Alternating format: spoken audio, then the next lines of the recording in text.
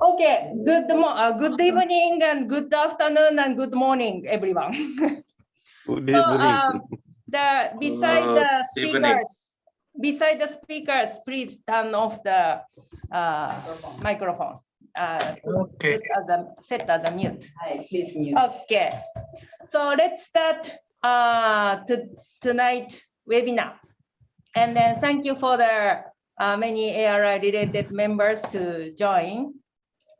Yeah, and today's speaker is Chatterjee-san, Ardhendu Chatterjee, Mr. Ardhendu Chatterjee, 1976 graduate, right?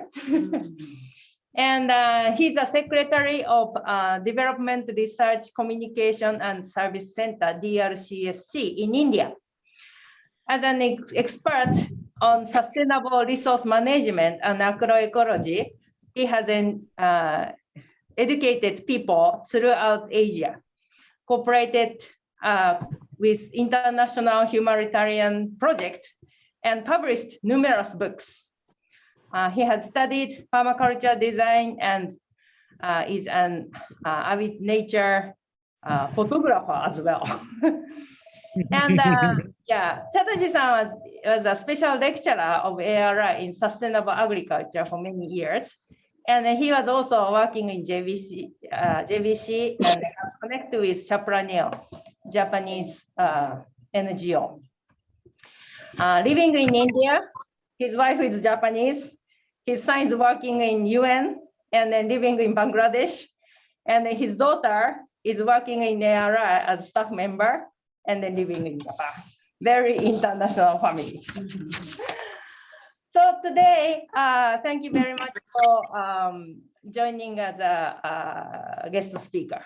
And I'm gonna introduce one more speaker or interviewer who is the director of ARI. Tomoko-san, よろしくお願いします。 Hi, good evening, good afternoon, good morning. Good evening, Tomoko-san. Introduce about ARI and yourself. I think, but everybody knows ARI. But some people join from Facebook Live. Facebook's Live, okay. So those who do not know about ARI, I would like to introduce ARI very briefly. ARI is located in Tochigi Prefecture in Japan, about 250 kilometers north of Tokyo, and founded in 1973. We trained at rural community leaders from all over the world in the campus in Japan. And we have a 9-month training program, and then living with a staff member and volunteers and participants all together in this campus. And then we focus on the sustainable agriculture and then community building and servant leadership. And founded in 1973, so we are going to celebrate our 50th anniversary next year. And then we have graduates all over the world. Now 61 countries, nearly 1,400 graduates. And today, many graduates are joining in this session. Thank you very much. And we welcome all of you. And I'm Tomoko Arakawa, director of ARI. And then I became a director in 2015, and then been working in ARI for 26 years. So many years I've been here. And then, yes, once again, I'd like to welcome all of you. Thank you for joining. Thank you very much, Tomoko-san. And I'm today's facilitator. I'm Yukiko Oyanagi. I'm a curricular coordinator of ARI. And I ask again, all of you except today's speaker, please mute your microphone. And then also, if you have any question, you can write through the chat. So from now on, I'm going to hand over to Tomoko-san, who is the interviewer. よろしくお願いします。 So everybody is seeing Chatterjee-san's face, né? Now. I think so. Okay. If you sorry, if you put the speaker, you can see them. Okay, go ahead. So again, thank you very much, Chatterjee-san. We call you Chatterjee-san. And then since his wife is a Japanese and he studied Japanese for many years, he can speak Japanese, but today we speak in English. And then, yeah, thank you really very much for joining and then accepting our offer. And we are very excited to to hear from you. And then the reason why we asked you to join today and talk about that in ARI webinar is that I'm always impressed by your very broad view and a comprehensive view about the world and then connection between nature and then human and your deep philosophy. So we are talking about that the so many things going on in the world at this moment, especially after pandemic occurred, and then now that the many conflicts and wars are going on, and we were simply very curious about how Chatterjee-san use this word, and then what you are thinking in this world at this moment. So that was the reason why we asked you to talk today. But for those who don't know about you very well, first question is that to ask you is that could you share your encounter with ARI and especially Mr. Takami, who is the founder of ARI? Yeah, the Dr. Takami was visiting Kolkata and visited a slum school where I was a volunteer. So I was training the teachers, also working with the students in the evening, in the afternoon to evening school.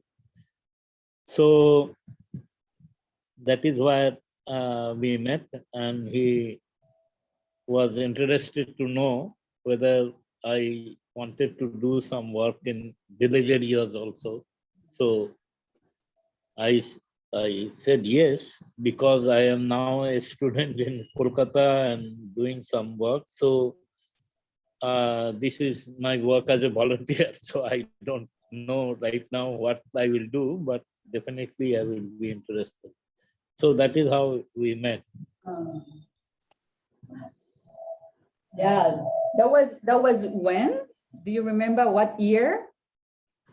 This was around mid 70s, about 1.5 years before I went to Japan. Yeah. So it must be around 74. So, from the first encounter with Takami Sensei, how what brought you to Japan after that? What? Why did you, after meeting with Takami Sensei, how did you come to, decide to come to ARI? Yeah, I was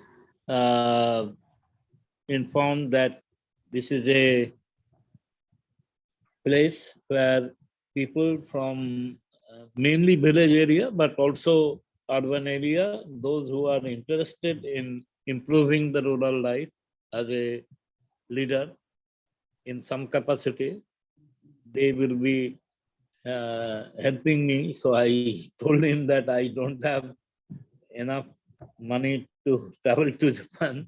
So he will recommend me to some other body who will maybe interview me and decide whether it is worth supporting. So somebody else supported the airfare, and that is why it was possible. And my sending agency gave the guarantee that when I come back, I work with them at least for some time. So that is how it worked out. I see. It was 1976, so only 3 years after ARI was established. So pretty early stage of ARI. So Yes. yeah, what do you remember about ARI that time? Where there was a, at present you have very elaborate arrangement for staying, etc. But that time you have 2-3 long rooms Oh.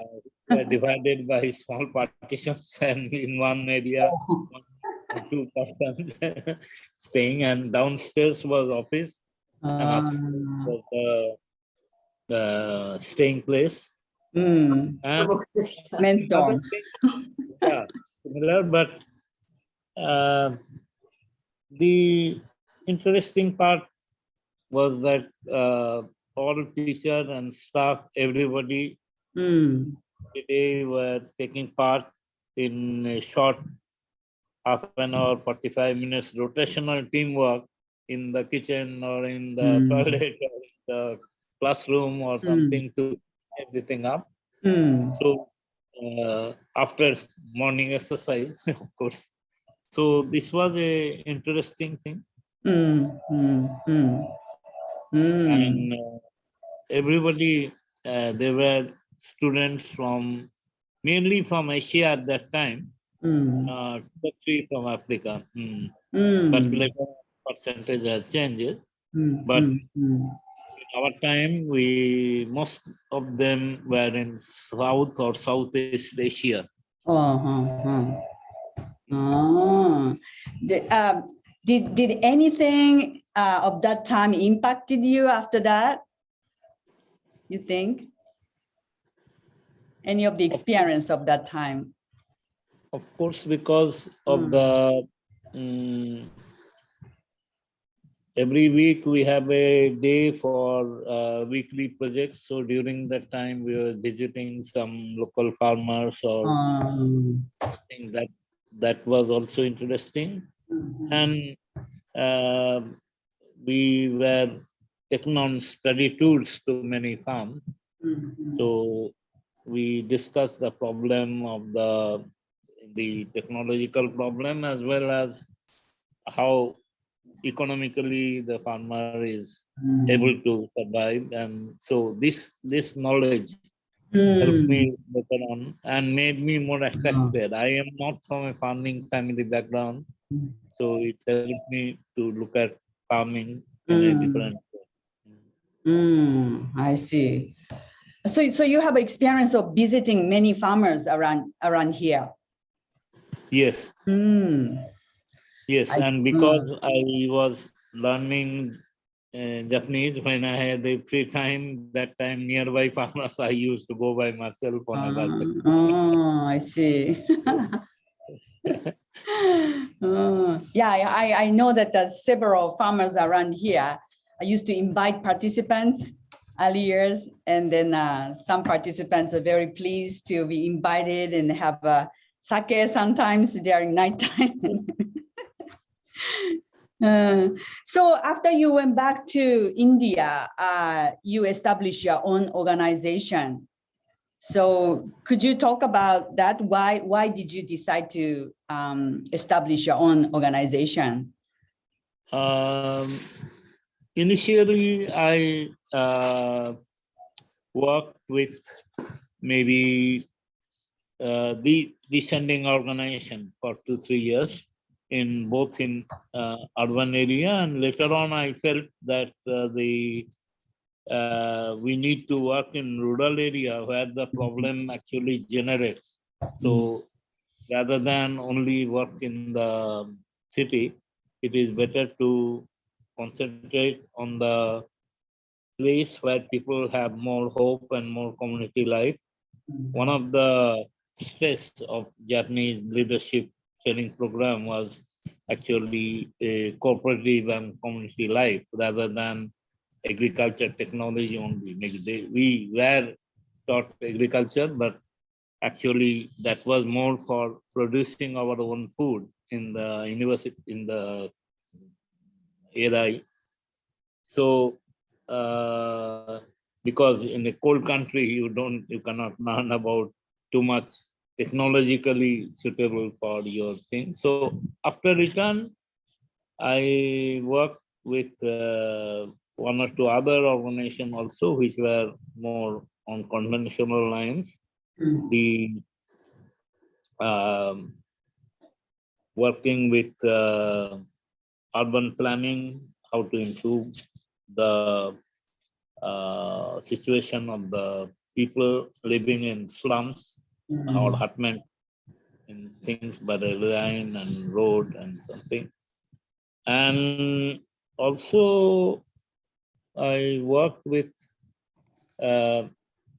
some 30-40 cooperatives which were of poor people, but they were producing and they were not able to sell their product in India. So how to export their product for a handicraft product for a better price and share those benefits for, but it was more of my previous export commerce knowledge.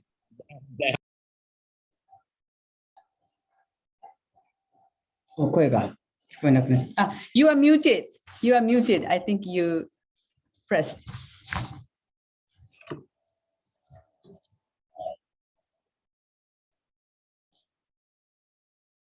あれ、ミュート外せる？チャタジーさん。Chatterjee-san, you are mute. So please unmute. Okay. Yeah. Okay. Yeah. Okay. There was a interrupting call from somebody who I see. I don't know. So that is how it cut for it. Yeah. So yeah, your organization I think is a very interesting, very unique organization. Now in chat, Yukiko-san typed that organization's name, Development, Research, Communication, and Service Center. So could you explain what do you do? What kind of a service you give to the people? Yeah, the idea was that actually we look at only helping people, poor people, but actually many of the things we can learn also from them.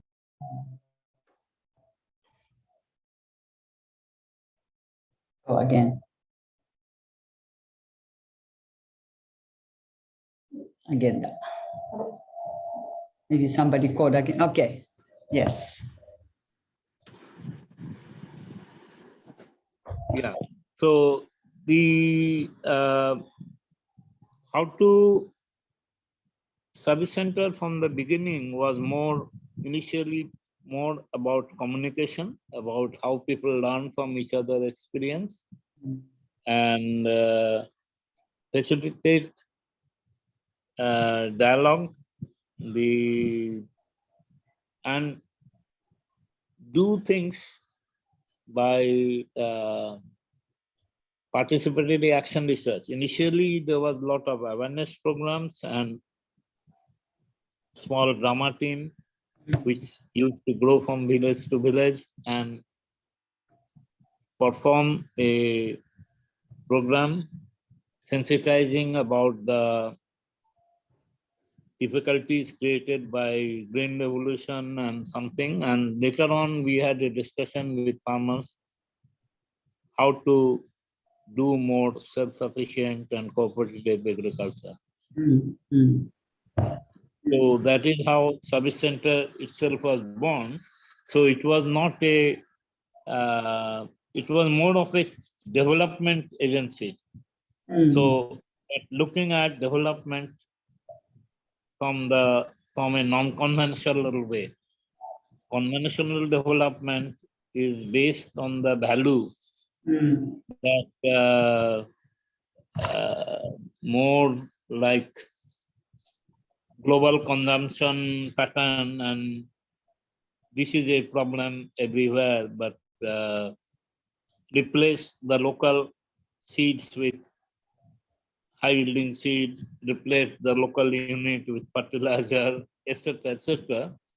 We can discuss if there is time, but the idea was that if we wanted to, more than 50-60% of Indian people, as well as many African nations and many Southeast Asian nations also, 50-60% people do not have any land of their own. They borrow land from somebody, they do something, so they don't have,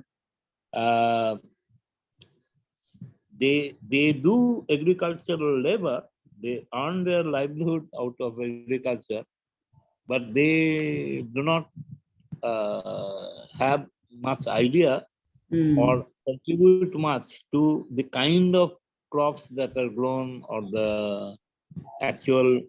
So it was more a problem of decision making, which seed to use, which crop to grow, whether to have. At present, the kind of the green revolution agriculture which was introduced in mid 60s in Asia and about early 2000 in Africa, is the same principle that focus on the people and lands which are better off, and try to intensify intensive input, intensive water, so more water, more fertilizer, more everything, more, but everything new, nothing special to a particular region. So whether in Punjab, in the West, whether in West Bengal, try to grow the same kind of crops, try to grow the same kind of crop pattern, and try to grow the same kind of, so it was more oriented to export market, not to the local needs. So that's the kind of problem with which we started working initially. Initially was documenting, and later on was actually then to do action research. That means actually different arrangement in different areas, but take a small plot, maybe of half an acre or something like that, and try to demonstrate that actually with very little outside input, you can grow much better. And it is, at present, the climate change and COVID and other situations that are happening, we were able to see many of these problems already developing, that this global market oriented consumption is not a good solution for the poor farmer, not for the poor land.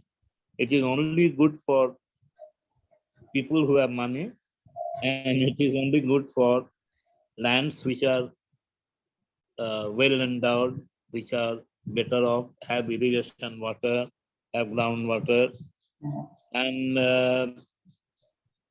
therefore the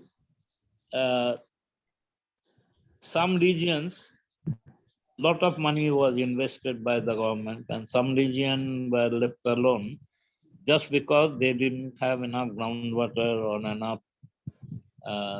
enough soil fertility or enough. So we tried to see how those particular regions can, and those people who are not have so much land, but have a long culture, have a long tradition of raising local breed of chicken, local breed of pig, local breed of fish, and still, so in those experts which we met, actually they said it is not possible, this is all backward, but without knowing much about it.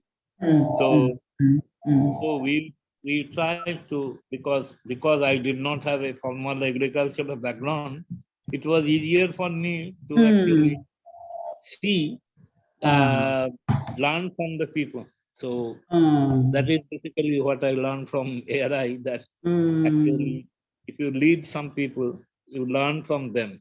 Not go with preconceived notions about development. So that is how it started. And go ahead. facilitating dialogue, facilitating action research. This was the main strategy. And initially, we worked with 2-3. We were mainly the communication center, and there were many rural district-based centers which has already had their office or something, but maybe involved in child education, maybe in women's welfare, or maybe in some other thing. So we work with them as partners and develop some trainers, so who will actually kind of go with the message of a more suitable agriculture, which is good for poor, which is good for future, which is good for planet, and good for water, good for so those things, and also which is good for the people learning and communicating from each other. I mean, one of the problems of the Green Revolution in all our countries is that people stop learning from their elders. They actually thought that everything is new, so you don't know anything about it. So what is there to? So the traditional knowledge about fishery, traditional knowledge about poultry, traditional knowledge about tree growing, all became zero almost at the suddenly. That was the important thing. That Thank you. Yeah, one question came from Silab, Rwanda. Is that what is the key challenges? What kind of challenges are you faced in your career, and what advice do you have for ARI graduates who want to make their own farm?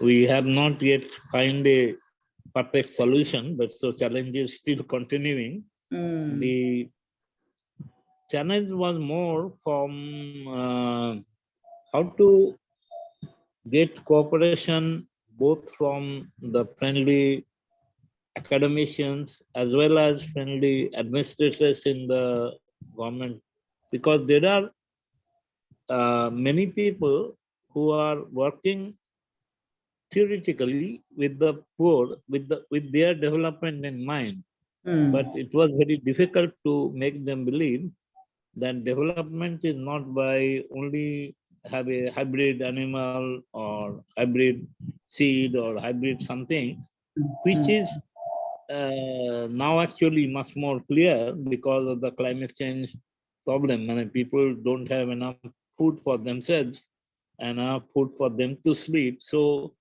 if you are taking a Holstein cow or a Jersey cow or something, it is inconceivable to think of how that cow will sleep under the bed.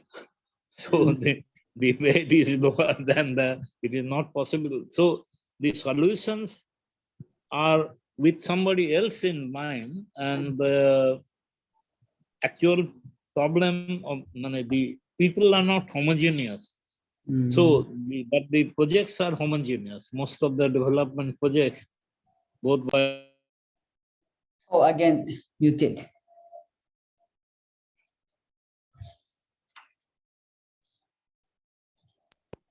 because the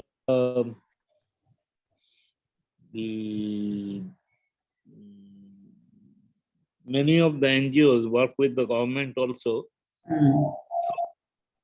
but without any dialogue. It talk that, look, your schemes are okay, and your schemes may be okay, good for people who are resource rich, but it is not for the resource poor.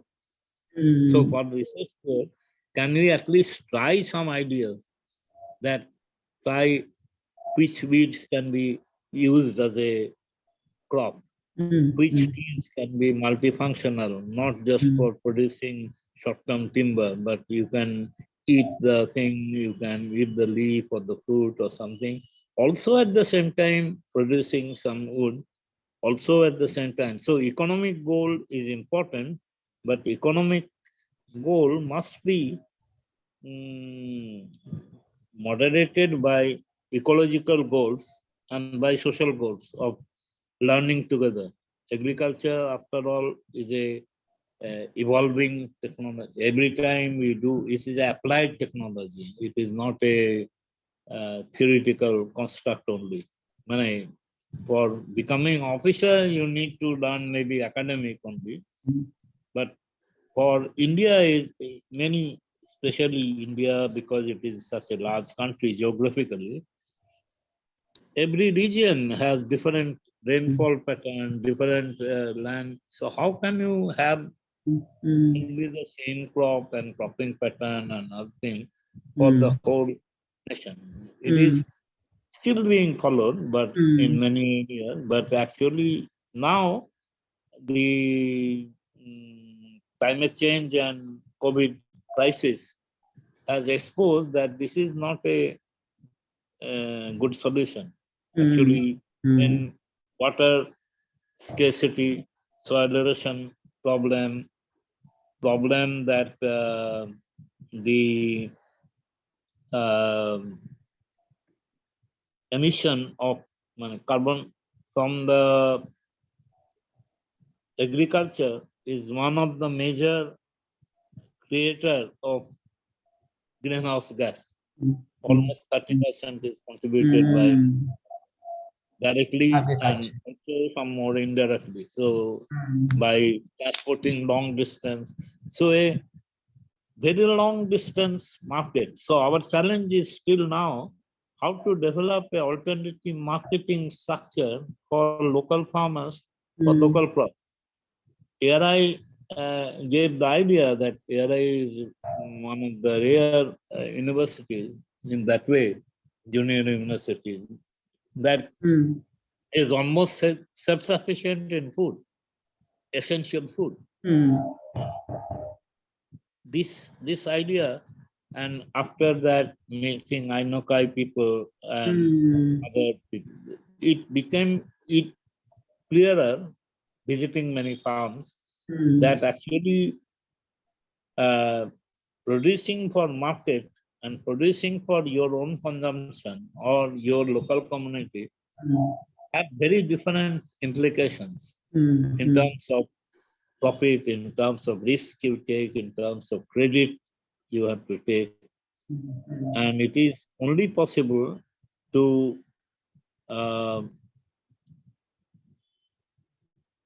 do by working out a different kind of paradigm.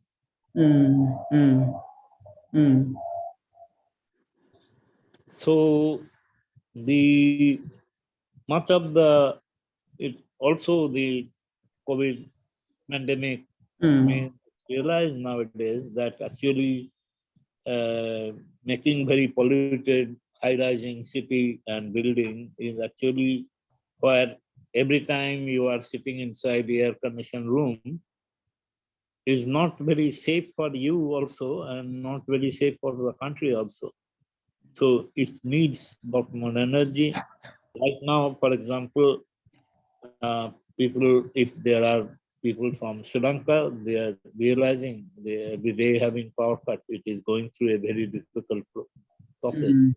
Sri Lanka food prices and fuel prices. Actually, Sri Lanka was much better even than India in terms of nutrition and other results.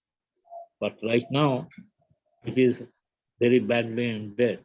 So actually, best wishes to especially people from Myanmar and Sri Lanka, because they are undergoing a very difficult time. Of course, the whole world is going through a difficult time, but specifically them. Yeah.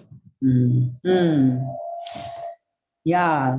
So related to that, there's a question that from another person. Agriculture is about culture. So how do you maintain the pure, probably indigenous culture in your place against food corporation system, probably global food system? Yeah. So this is the nature of culture. By culture means that human being is the only one of the only thing which creates knowledge, even as it works on something, provided we reflect on it. We are a culture making animal. We throw stones, we burn down a tree, we try to use a sling and stone, and later on we try to use a arrow, and later on we try a poultry method. So our method of catching the tree, catching the animal, or bearing the food, or growing the food, is all the time learning. We by participatory learning. So it is not just a question of developing a new technology. Is possible only when we realize and reflect upon this space is very little right now. How to create this educational space? The problem that is happening, and you must be realizing as an educational institute director right now, that actually because of the travel restrictions and other things, very few people can come. And globally also, education has become mind fitting rather than mind opening. It is putting everything in a square box. It is sponsored by private employees. More and more education. It was in Japan for a long time, and now it is in Asia and Africa and everything. People learn only how to earn. They don't learn for making culture. They don't learn to making. They don't learn making a joy. So joyful learning and learning upon action reflection. So you need action and you need reflection. And for that reflection, you need to have group-based learning. So wherever we work, DSCC, we try to make a 12 to 15 so that there is direct voting household unit, and they learn some things and they experiment with some things and do a small savings, so that later on in one area we are usually not there for more than 4 or 5 years unless some new work comes up, and thereafter they run their own program. So it is a process of empowering people how to learn from each other. This was we had that in our, that is a long culture. That is why it is agriculture. But the problem is that there is two kind of things. One is agronomy, one is agrology. Agronomy, which is taught in most of our countries now, is that already you decide what to grow, because this is the one which will sell in market. For 1 kg tomato is more expensive than 1 kg, let's say, pumpkin. Therefore, tomato is good. Therefore, every farmer should grow tomato. Even though when you go to the market, suddenly you find that the price is not enough, or that there is not enough rain, or there is pest. So, to move from one crop to multi-crop, this is this gives a kind of situation where farmers become empowered by looking at their own reality and by cooperating with each other.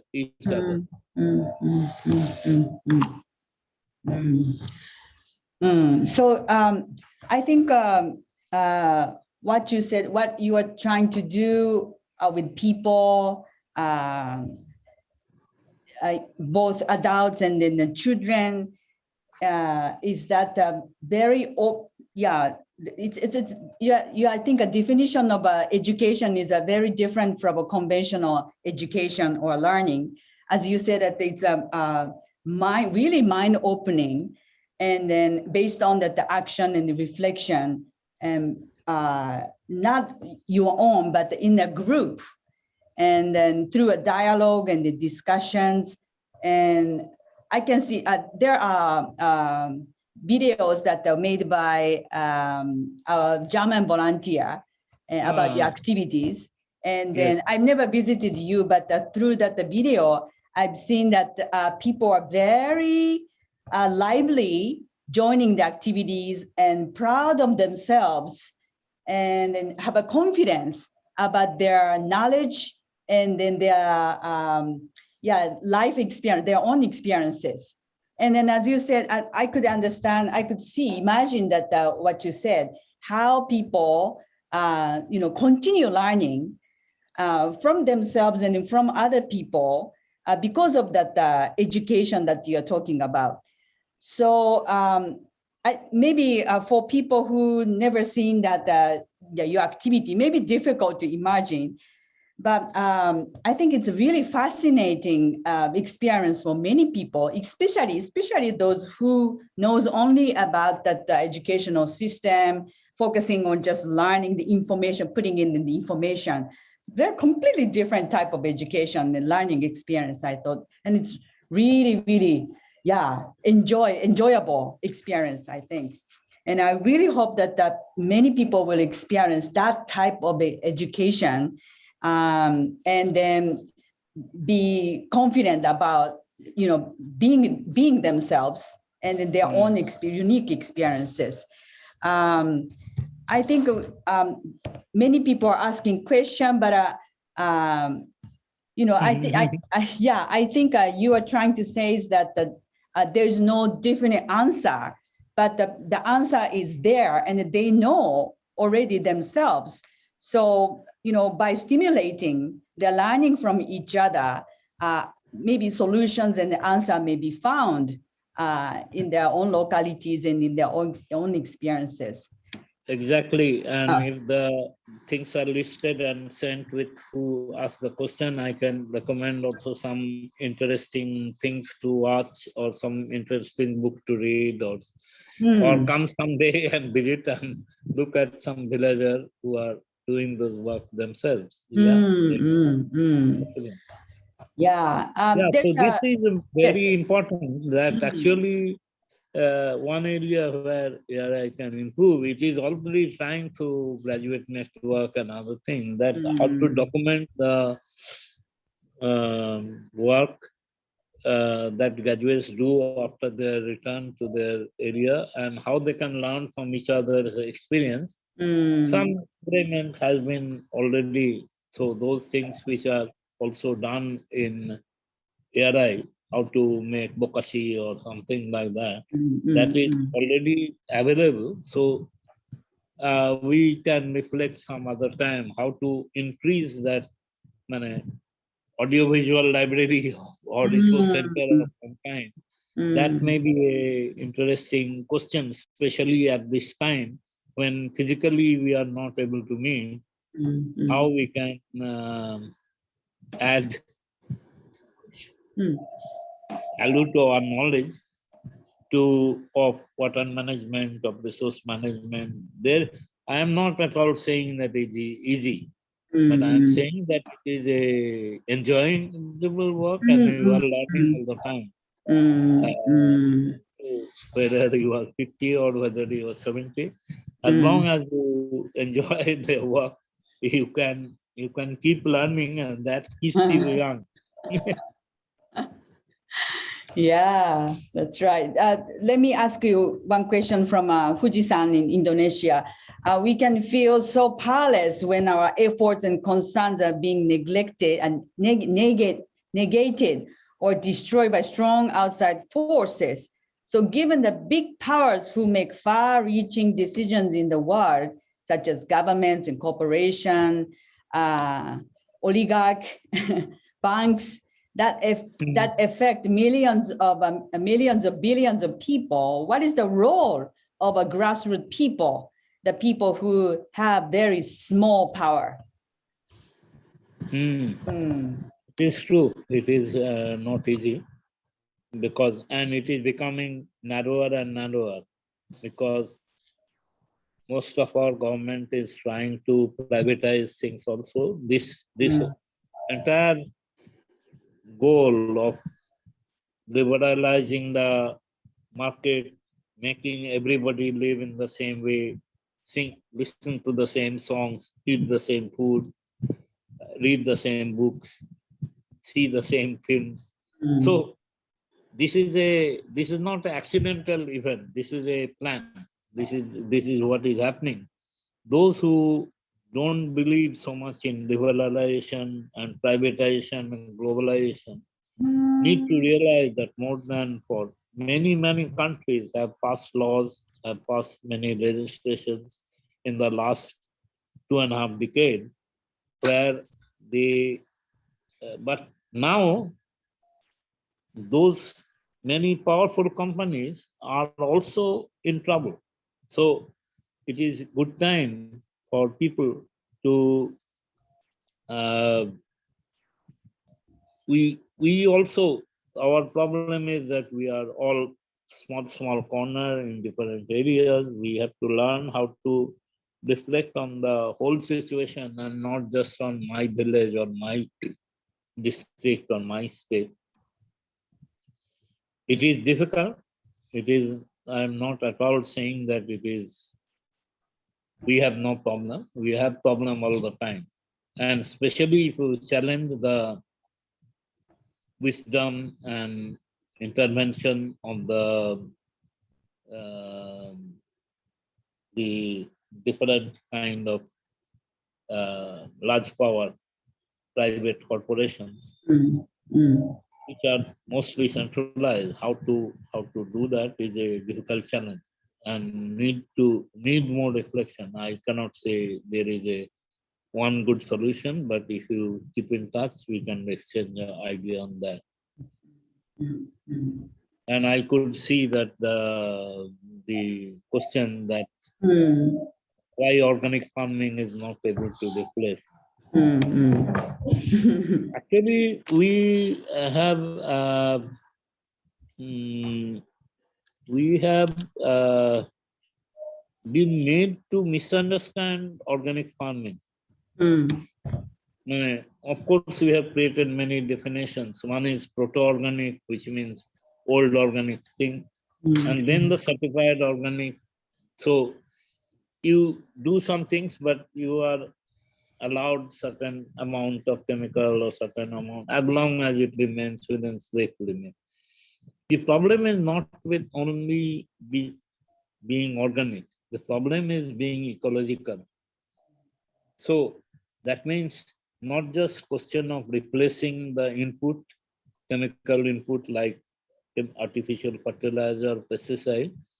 That was not the key of the productive system. The key of the productive system before Green Revolution was that things were grown together like rice, paddy, maybe some kind of fish, maybe some kind of duck, maybe some kind of crab, all were in the, maybe some kind of spinach, all were growing in the same field. And they were helping each other. Today, those help each other has gone. All the ducks are not going to the rice field. Different kind of breeds of duck are kept. The fish have all died because the the land, the mud is too toxic. The bees and the pollinators are missing because too much spraying of pesticide is happening. So it is because of these things. So it is just by doing nothing, things will take very long time to go back to the origin. We have to do positive things. We have to stop something, but we have to also introduce some new practices. So we have to do what we call here diversified integrated agriculture, so ecological agriculture. So we have to think how the practices help the ecosystem to come back, not just how to get a few more rupee for the tomatoes I sell in the market because it is certified as poison free. So that is also important.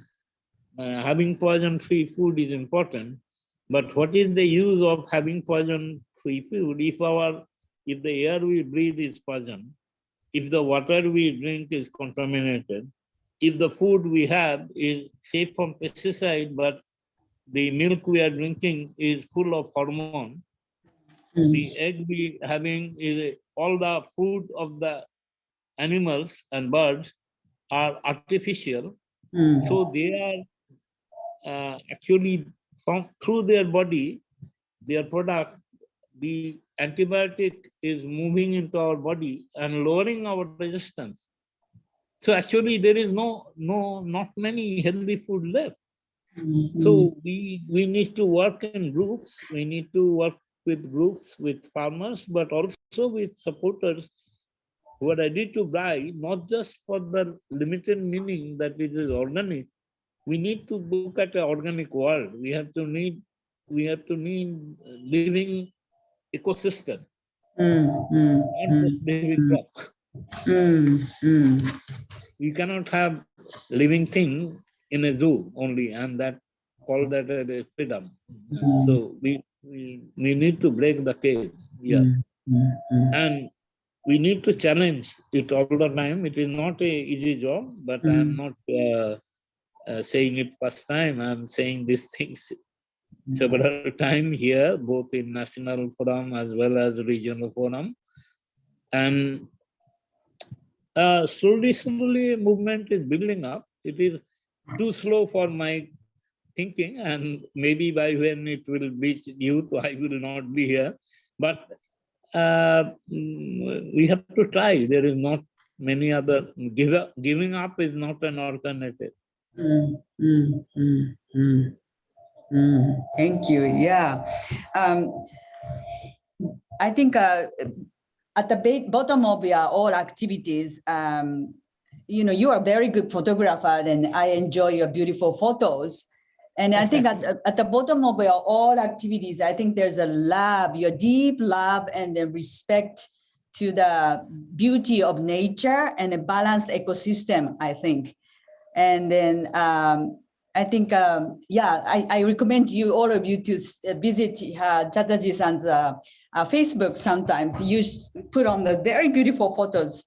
And then, I really respect the deep love. And then, you try to recover the balance that the ecosystem, not just by you, but with wisdom of the people, I think. And then, that is, I think, a wonderful activity. Just one final question is that I think because many people are working with small farmers, the family farms, and Rudy from Indonesia is asking that what are the suggestions for probably marketing a family farming system, but probably strengthening or promoting the market of the family farms, the small, the holders. How can you promote that, small farmers, the marketing of the small farmers? We are still trying. We working with 4 or 5 models. There is no one sure model that will work for everyone. So, but it is important that when you do small farm, again, the same thing is that not just take those things which are light weight, but high value and live long. Those kind of like chili maybe, or some pepper or something.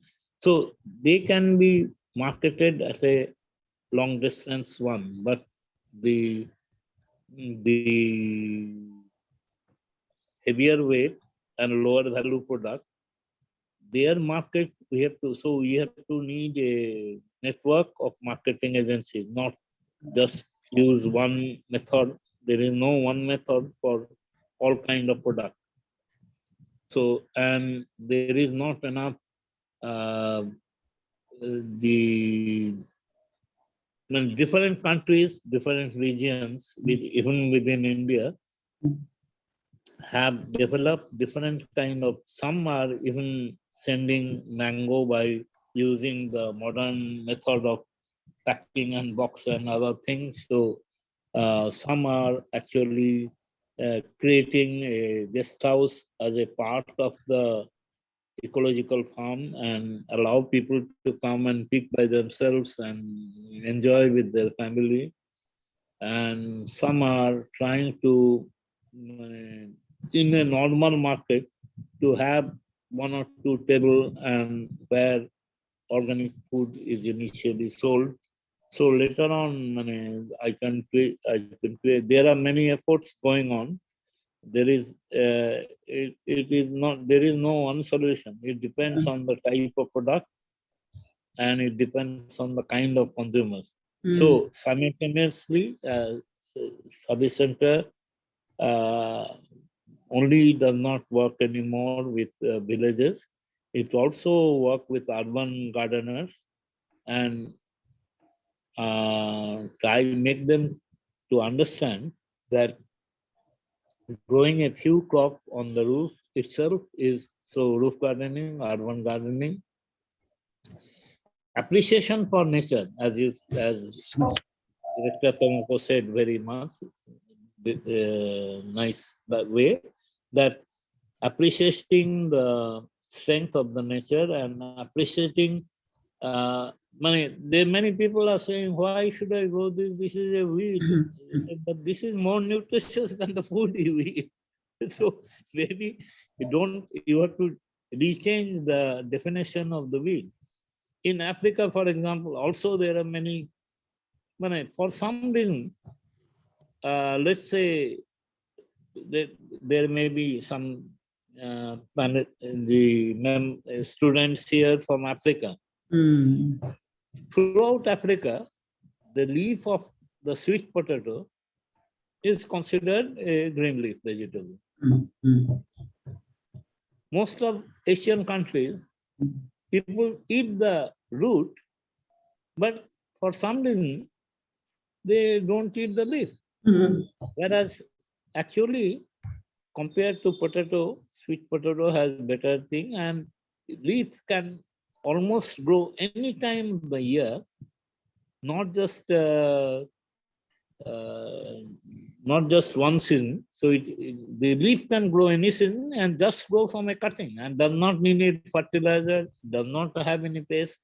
So actually it is important to rediscover and reintroduce new old things which are new again, because many things, these are not missing only from poor people and uneducated people's plate. It is also, India vitamin A deficiency is considered one of the major reasons for sickness.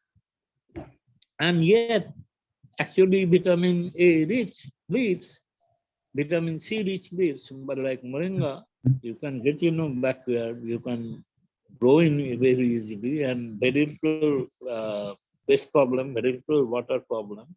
But the problem is knowledge problem. The problem is that our idea of what is good food is being dictated by commercial market. We are not.